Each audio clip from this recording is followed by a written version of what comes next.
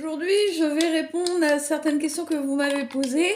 Je bois un café caramel noisette. Personne ne m'a posé de questions. Mais je me présente, on va dire. Alors, j'ai 20 ans depuis 23 ans, 24 bientôt. J'ai 3 enfants, dont j'ai commencé tôt à être maman. Donc j'ai un grand de 25 ans, une fille de 22 et un dernier de 12 ans et demi. Je suis atteinte de fibromyalgie plus de problèmes de dos assez importants au niveau des cervicales et donc ça m'impacte au niveau des épaules et des bras et des doigts, enfin surtout là et là.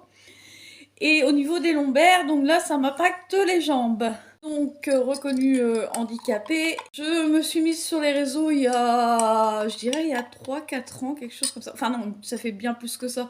Mais vraiment où j'ai commencé par des recettes de cuisine sur Facebook tout simplement.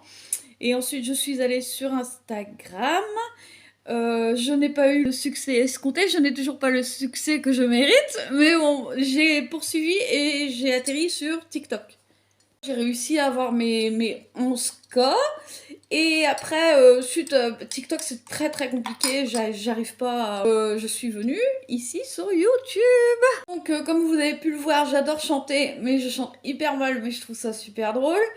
J'adore cuisiner, mais de la cuisine vraiment familiale, simple et que tout le monde peut reproduire. Et surtout, je n'aime pas le matu, on va dire. Donc, c'est vrai que mes recettes, vous allez voir, parfois, elles donnent pas forcément... Enfin, le visuel ne donne pas forcément envie, mais c'est bon. Et je suis toujours honnête de toute façon, même si je rate quelque chose, je vais vous le dire. Même si c'est pas très bon, je vais aussi vous le dire. Je vous dis toujours. Et comme je ne roule pas sur l'or, ce sont toujours des recettes qui sont relativement pour petit budget. À côté des réseaux, mais toujours sur les réseaux, je m'occupe, j'ai créé un groupe d'entraide pour les particuliers. En fait, vous savez, il y a des personnes qui ont des difficultés à se nourrir à la fin du mois.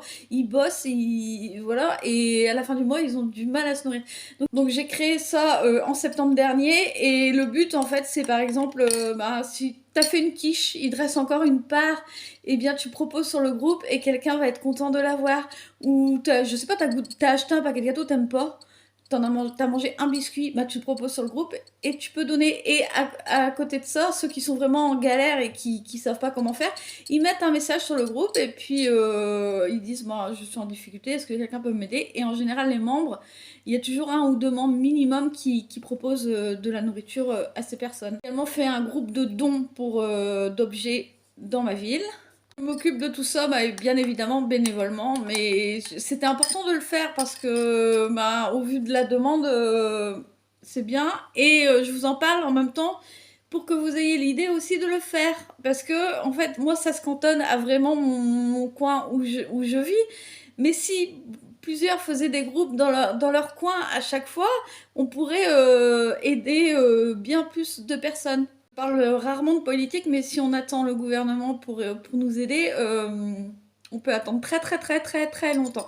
Donc voilà, donc si jamais ça vous intéresse de créer un truc comme ça, vous pouvez des commentaires et j'expliquerai comment faire. Bon, je vous laisse avec ça et si vous avez d'autres questions, posez-les moi en commentaire et je vous y répondrai ou pas, ça dépend des questions.